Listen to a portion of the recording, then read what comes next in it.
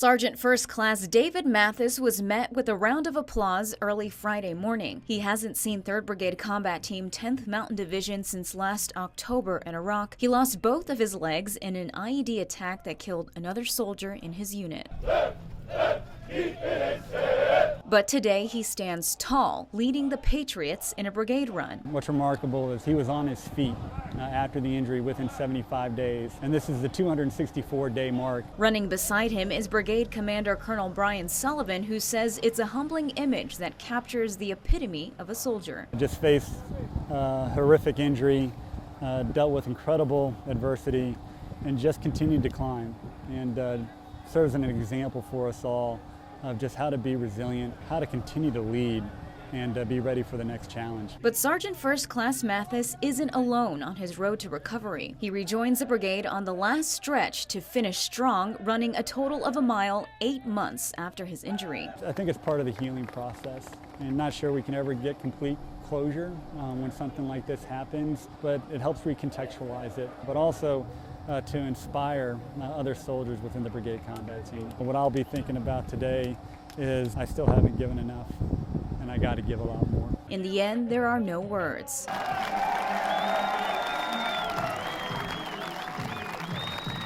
Sergeant First Class Mathis's sacrifice speaks for itself. Patriots! Inspire! On Fort Polk, Lydia Magallanes for News Channel 5, your local station. On October 1st, 2017, in Iraq, Staff Sergeant Daniel Fricke of 2nd Battalion, 2nd Infantry Regiment joined other soldiers in Fort Polk's 3rd Brigade Combat Team 10th Mountain Division as a last-minute addition to a convoy headed to another base. So I ran and grabbed a quick bag, and threw it in the truck and jumped in, and we took off. The ride lasted a couple hours. Staff Sergeant Fricke says they were less than 2 miles from their destination when the vehicle in front of him struck an improvised explosive device. I didn't feel it too much, just heard it. That was kind of where it all went wrong. It disabled the engine. It went through the motor, and there was oil all over the ground, and the truck was not going to move. It blew out one of the tires. Staff Sergeant Fricke says the driver, 20-year-old Specialist Alexander Missildine, was unresponsive. So I immediately started cutting his seatbelt off, pull him out. As soon as I got him out of the vehicle, pulled his body armor off to check for his injuries, and that was when me and the medic started performing first aid on him.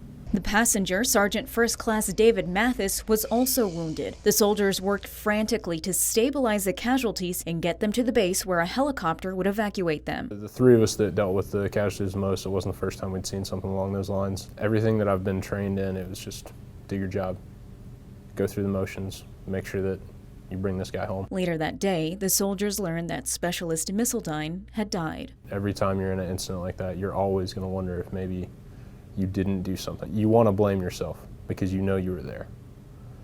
We were informed that there was nothing we could have done. Staff Sergeant Fricke had also injured his back, carrying the casualties, both more than 6 feet tall and nearly 200 pounds each. He spent about 3 months recovering, eager to get back to his soldiers. I want to be the one that's around if something does happen.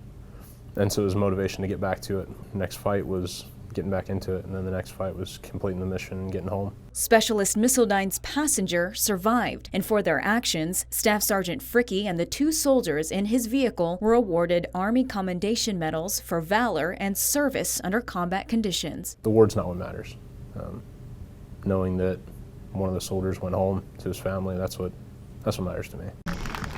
8 months after the attack, they would see the soldier for the first time in June. The sight of Sergeant First Class Mathis running with the brigade on prosthetic legs was a memorable moment. He's broken through that barrier, and he's moved on with his life and trying to better himself. And so very inspiring to see someone push themselves that hard to achieve their goals. Staff Sergeant Fricke didn't expect to be on that convoy a year ago in Iraq, but it made all the difference to the Mathis family. When he told his wife that we were the ones that brought him home, and that impacted me more than anything, just her reaction and how he felt about it. No one wakes up in the morning and wants to see something like that. But when it happens, and God forbid it does, but when it happens, you sacrifice something. That's what being a soldier to me is stepping up and making that ultimate sacrifice for your country. On Fort Polk, Lydia Magallanes for News Channel 5, your local station. These Fort Polk soldiers are on a mission to grant the wish of 14-year-old Gregory Brown, who has Hodgkin's lymphoma and recently finished chemo treatment. He's a recipient of Dreams Come True of Louisiana, a nonprofit that grants wishes for Louisiana children and young adults with life-threatening diseases. The Fort Polk Better Opportunities for Single Soldiers Program, or BOSS, rallied the troops. Various units across post, from engineering to military police and infantry soldiers like Specialist Austin Reifsnyder, helped make Gregory's dream come true. I've helped build the base of it, I've helped build the floor, and I've been also making sure we have enough people out here. Everybody's in civilian clothes, everybody's helping each other out. It's an honor to be able to help them out and support the community. Staff Sergeant Brad Hawes oversaw construction. But it's not every day that combat engineers get to build a 10 by 10, 15-foot tall treehouse complete with a deck. We're used to, bigger buildings, bigger projects, but it's one of the more gratifying ones. It's something that a lot of the guys have enjoyed and taken a little more pride in, because it's something that helps the community. So it's been fun. Gregory's mom, Teresa, a retired military spouse, says her family will never forget what these soldiers did for her son. I'm going to think how wonderful people are, soldiers, just people in general, that they don't forget about you. They don't let you go through things by yourself. There's always people in the background taking care of others. In Vernon Parish, Lydia Magallanes for News Channel 5, your local station. No deployment is easy, but the separation can be especially difficult for military families during the holidays. Over the Christmas weekend, News Channel 5's Allison Basil and I caught up with the wife and 3 daughters of a Fort Polk soldier currently serving in Iraq. Here's their story. It's Christmas morning, and Lillian, Ava, and little Lena can't wait to open their presents. But among the flurry of wrapping paper and bows is a cell phone. You show Daddy the tree. You want to open a present? Dad is tuning in from Iraq since he can't be home this Christmas. Captain Brian Baggett is an infantry battalion chaplain in 3rd Brigade Combat Team 10th Mountain Division out of Fort Polk. What are some things that your dad might have said to you every day? What does he always tell you? I love you too much. We used to feed each other cookies. I want him to know that I love him too much, too. Mother Melissa Baggett says although he's away, Dad tries his best to be there in spirit for the holidays. He prays with his family. Bless my family, Lord. Reads to his daughters and has watched them open Advent calendars, a tradition the family started in Germany with their first child, Lillian. Show Daddy, you do yours? Each girl also has a doll with recorded messages from Dad. I just can't wait to see you. I'm so proud of you, and I love you so very much. Melissa and her husband, who was previously enlisted in the Marine Corps, have been a couple for 17 years and married for 15. God is one of the most important things. It's the foundation of our family, and we seek to serve Him while we serve our country. As a chaplain, Captain Baggett is constantly changing locations in Iraq to look after the spiritual well-being of soldiers in the 2nd Battalion, 4th Infantry Regiment. I know that this door of opportunity was not open to me by accident, by luck, or by chance. It's God's blessing. It's a privilege and an honor to be able to serve the sons and daughters of the armed forces. Back home, although Melissa's focus is on her girls as they go through their first deployment, she misses her soldier too. The emotional weight of how you're gonna help your children while you're trying to help yourself through the person that's your life that you love, and he's my heart and he's our girl's heart. I have 3 daddy's girls. And the family's strength is a comfort to Captain Baggett. A lot of times you take things for granted, but I realized that without the family, I would not be able to do the things that I'm doing here. Mom and Dad had one more Christmas surprise for their girls. Melissa says yellow butterflies have become a special symbol to the family after one of Lillian's teachers comforted her the day after Captain Baggett left. And she said, when I'm really missing somebody, God sends me a yellow butterfly to remind me that they miss me too and are thinking of me. And I kid you not, a yellow butterfly flew right by them on the playground. It's a little reminder that every moment is a blessing, and the Baggett ladies will continue counting yellow butterflies and the days until Daddy comes home. We have, since he's been gone, counted 490 yellow butterflies. And that was an answer to my prayer that God would speak to their hearts and comfort them. In Vernon Parish, Lydia Magallanes for News Channel 5, your local station. It's our honor to get to follow 5 local World War II veterans on Brookshire's hero flight to Washington, D.C. over the weekend. Our Lydia Magallanes got to go with them and brought us several stories throughout the trip. Here's her wrap up from Washington. Mr. Johnson, thank you for your service.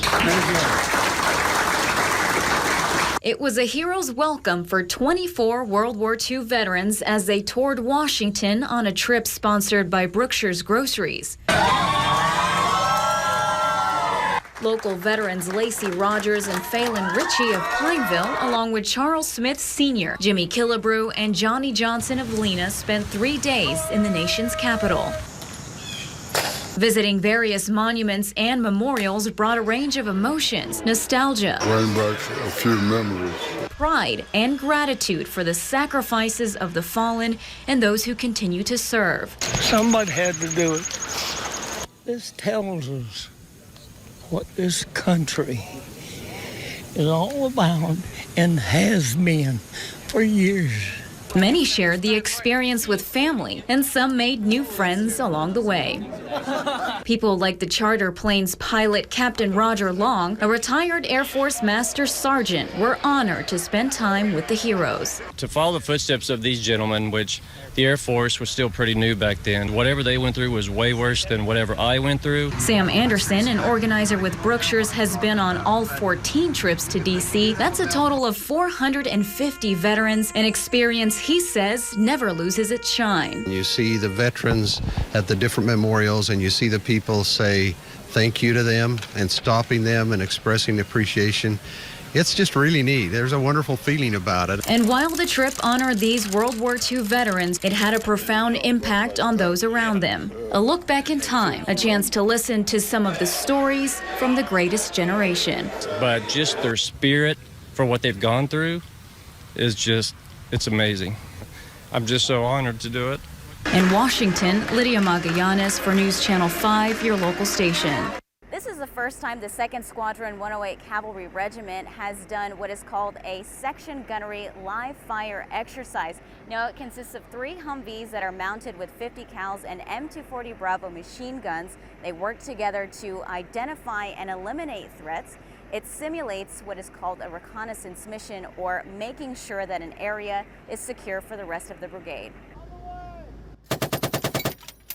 As part of exportable combat training capability at Camp Shelby, or XCTC, 3 soldier crews look for pop-up targets that simulate troops and trucks at distances ranging from half a mile to 2.5 miles. Identified. Fire! The gunner reports what they see to the truck commander, who double checks before making the call to fire. Section Sergeant Ramirez Alum says a cavalry scout is a jack of all trades. We're the eyes and ears of the battlefield, so without us, they don't know what's all out there. We can actually go in and dig in any area that you need us to dig in, and come back and give you accurate information to help them plan their operations. Behind the gun is Sergeant Scott Silberbauer. Communication is vital to ensure mission success with no casualties, and that often starts with unit camaraderie. Everybody gets along. There's going to be some, minor bickering and fights like that, but we're still a family. We get along. We go out to eat together.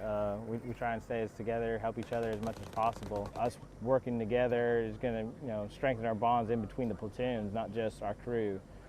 So yeah, this is a very good exercise for bringing us closer together. And some soldiers, like Private First Class Ethan Anderson, are learning those lessons in the field for the first time. This is my first time going without a shower for like 10 days at a time. A very emotional, mental, physical, and strength requiring, commitment requiring, lots of physical demand. I'm really eager for knowledge, trying to get my nose in the door, trying to get the good smell of what this is about, and I've learned a lot, I think. Sergeant Elms is the only soldier of the 3 who deployed with the unit back in 2010, and says being able to share his experience is worth more than any military award. Holding information doesn't do anybody any good, and it doesn't give these guys a fair chance at developing themselves, and hopefully they continue to carry the torch. That's where I get my awards and achievements from. The 2nd of the 108th was established in 2006 when the 256th Infantry Brigade Combat Team switched from heavy mechanized to light infantry.